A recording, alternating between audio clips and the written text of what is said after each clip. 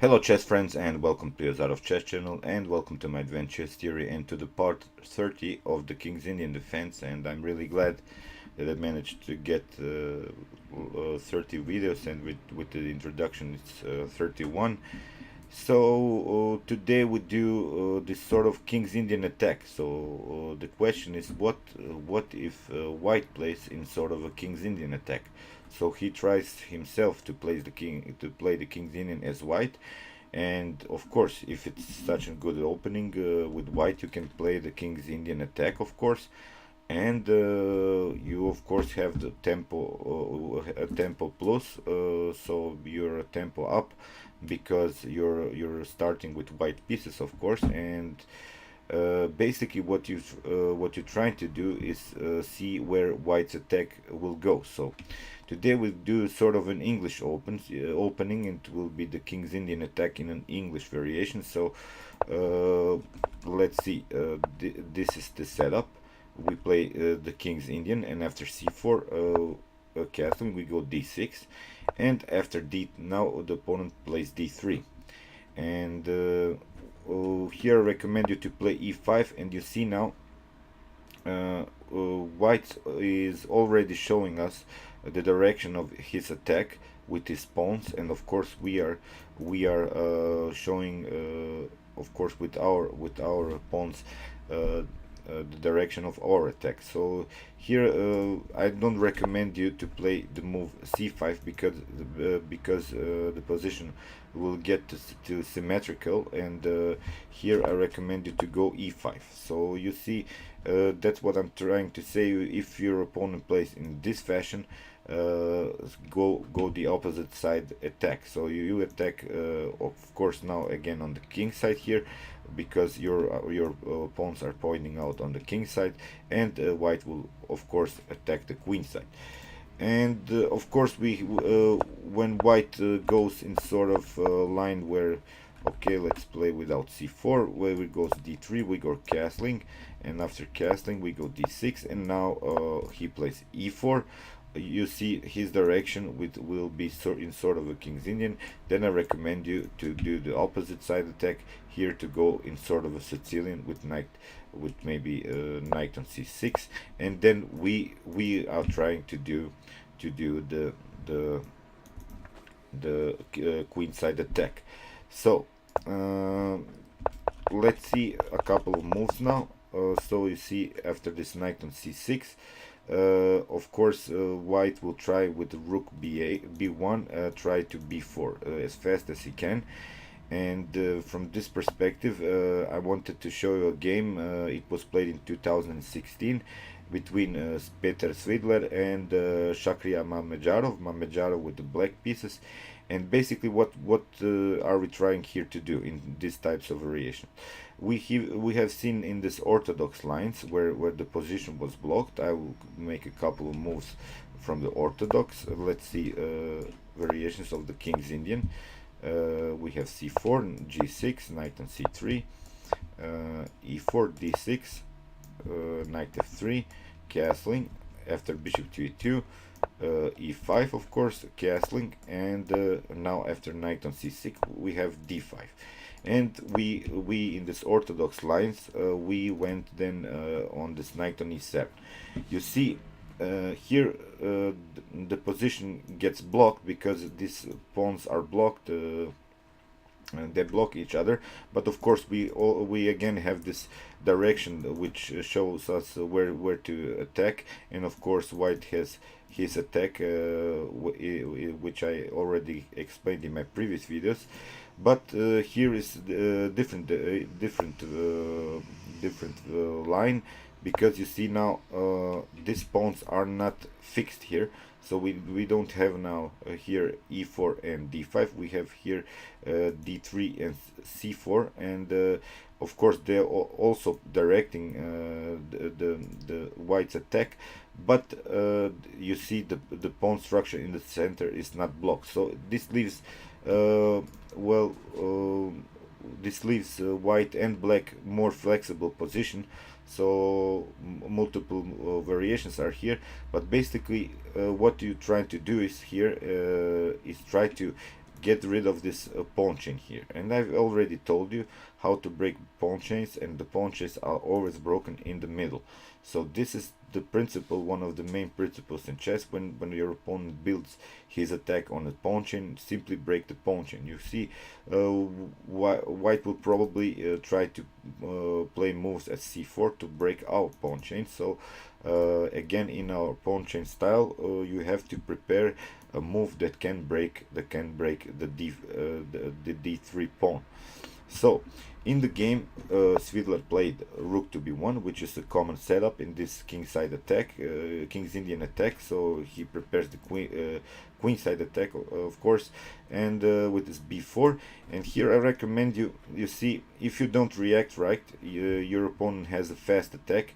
So here I recommend you this move a5, which Mamedyarov played, of course, because now white has to prepare one move, so you get at least a tempo now, and it's an important tempo, and you'll see why.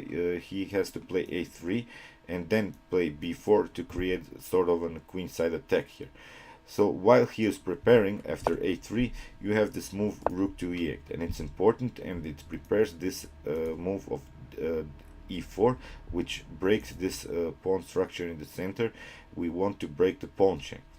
I will show in my next videos a line when white plays bishop on g5, but here Svidler played this move of b4, pardon me, and here Mamedyarov took, of course, and after a takes b4, now we break through in the pawn chain here, really nice. Now of course, with an attack on the knight, white has to react, and here Svidler reacted by taking with the knight, of course, after a couple exchange. And now you see these two pawns are not so dangerous anymore. We don't have anymore this aggressive queenside assault with pawns, and we already took one down, this one that was an a3, and another pawn from the central pawn structure, and it's now not such a dangerous attack anymore, and that's why we already have equalized the position. Here Svidler tried this attack on the rook, and of course liberating the bishop here with an attack, and of course with moves like b5 or c4, breakthrough on the queen side. But Mamedyarov plays simply calm and plays rook to e8, and it's fine, and the position is still equal. But you see now the rook has an open file. It's very nice, and it, of course, white has sort of developing problems. He has to play with the bishop. The knight isn't on a good square anymore, and of course bishop onto 6 won't probably be played, because the whole game that white has built on was for this light square bishop, so he won't probably take this knight on c6, because then he would have himself light square problems around the king, with because black of course will continue the game with the light square bishop. So here came bishop to b2, and okay, this is the bishop has to be developed somewhere, and here is Mamedyarov took, but with a tempo on the rook, of course, and it was okay, because now he forces sort of course, knight on rook on c2 isn't possible, so rook on c2 isn't possible, of course, and rook to b3 isn't so good because of the jump in on the knight and attack, and with a double attack on e2. So of course he had to move rook to b1, and here is the problem now. You see again this rook isn't anymore well placed, because it would probably gladly trade now, because black has an open file, and that's where you should have your rooks on open files, and that's what black has. And then Mamedyarov plays a simply forced move, so he made white react again with this move of bishop f5 with an attack on the rook. You see multiple moves are played by the rook, and it's not so good. It played already 3 times, and now we have e4. But you see, this was sort of a provocation by Mamedyarov. He wanted white to play e5, e4, because now after bishop to e6, you see white has blocked his bishop, and again we have this position where white has, as I've showed you in my exchange variation videos, and again he sort of he forced white to put something in front of his bishop, because you see, as say, the white has built his all of his attack on this light square diagonal for the bishop, so this was his preparation, and here he have blocked it. Now again we have possibilities to play knight on d4, because a weak square is left behind, and of course we have again, as said, the very nice a file, and of course this c4 and b4 are weaknesses, so they're not objects of white's attack, they're objects of black's attack, so they can be maybe taken by some pieces. So that's not what Svidler probably wanted, such position, but Mamedyarov showed really a good game here, and with the queen on f6, it sort of supports of course this dark square problems that black maybe has, but you see black is better on the development and has taken control of the game. Now came queen to c2, with in our principles in chess, he tried to connect rooks, of course, and I don't know, maybe preparing some trades with knight on b3, and then some trades on the a file. This would be basically the idea, to simplify the position, and with the defense on c4. But here rook to a3. Of course, Mamedyarov is preparing this doubling rooks on the a file, and of course now white cannot play knight on b3, because then no trade is possible on a1, because the queen also supports very nice the a1. Nice position play by Mamedyarov. So here came rook to from f to e1, but you see with this knight on c6, this knight controls very fine this maybe outpost of the e5, and of course knight on d4 are possibilities with the tempo on the queen. So, but Mamedyarov continued to with this simple idea, so doubling rooks on the a file, and he is really here. He is obviously better here in position. He has taken really the control of the game, and now came c4, c5. Of course, the idea was if black takes on c4, then after taking, then white would have an open file, but that's not what the Mamedyarov of course allows. He plays knight on d4 with the tempo, and here came queen to d1. Now rook to a2, again on a more active square. You see in every move Mamedyarov goes simply forward, gaining some space, and really I don't like this queen on the starting position, so it's obvious something went wrong from Svidler's perspective. So here came and c takes on d6, but after c takes on d6, we have again a protector of a potential e5 outpost, so no problems. Black is still controlling the dark squares very well, so not problems. Now came knight on f3, but here of course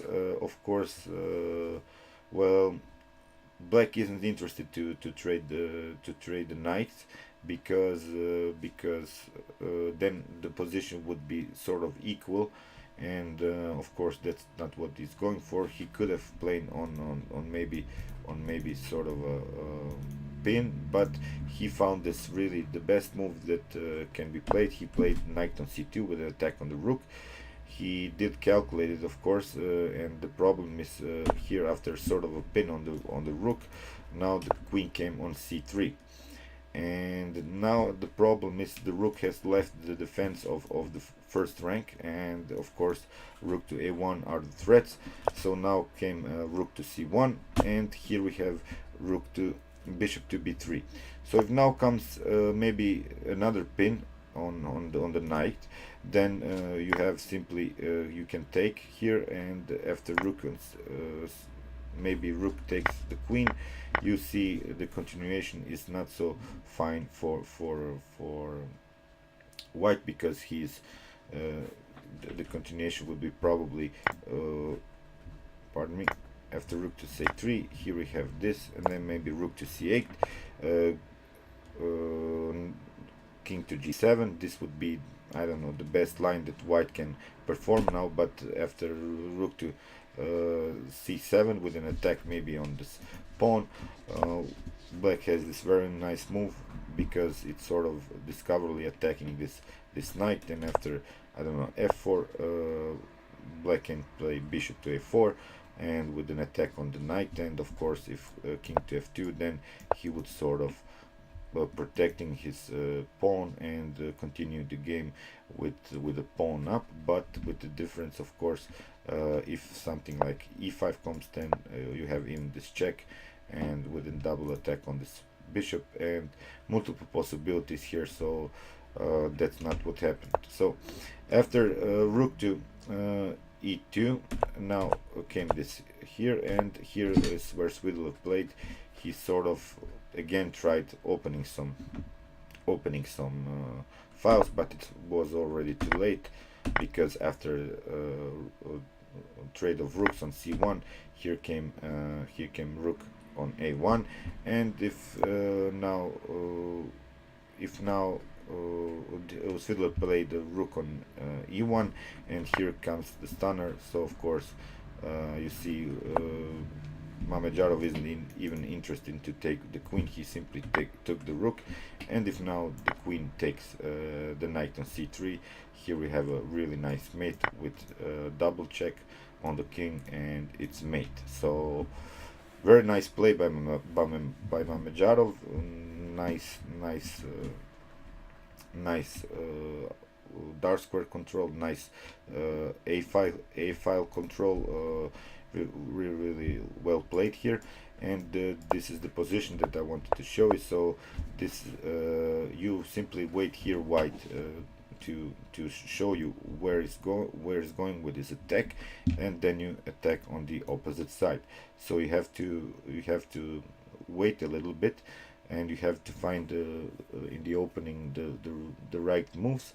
And of course, as told, if white goes in sort of an e4 attack, we're gonna go in sort of a Sicilian, but that will be explained in my next videos. So I hope you enjoyed the video, and see you next time, guys. Chess is the best, of course.